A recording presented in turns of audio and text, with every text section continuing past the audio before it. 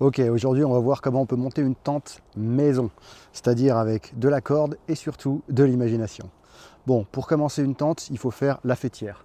Moi pour l'exercice, j'ai pris ces deux arbres-là. Bon, en conditions réelles, évidemment j'aurais pris des arbres un petit peu plus grands, parce que là, je vais avoir du mal à me coucher.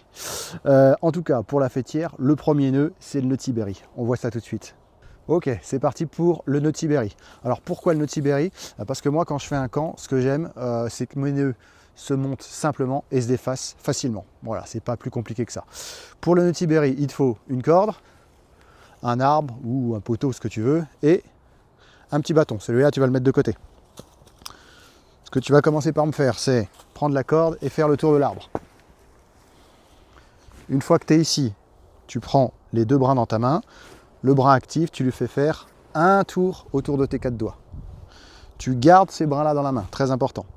Ta main, tu vas la passer en dessous. Une fois que tu es en dessous, tu passes le pouce dans la boucle.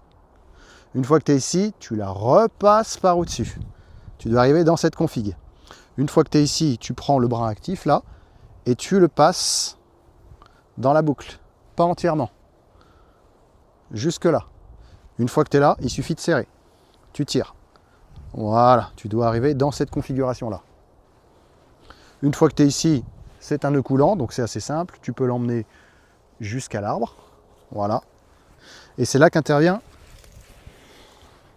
le bâton de tout à l'heure. Tu le fais passer dans la boucle et tu vas le serrer.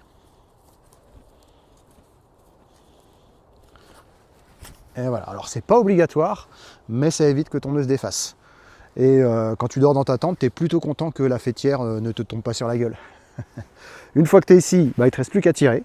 Voilà, tu serres bien comme il faut. Tac. Et là, ton nœud Tiberi est terminé. À partir de ce moment-là, tu peux aller tendre la corde avec l'autre arbre. Mais ça, on verra ça la prochaine fois. Bon, et comme je te l'ai dit en début de vidéo, moi ce que j'aime bien, c'est quand ça se défait facilement. Donc celui-là, c'est très simple. Tu viens desserrer là, t'enlèves le bâton, et à partir de là, tu n'as plus qu'à tirer. Tac. Et voilà. Allez, c'est tout pour moi. Ciao.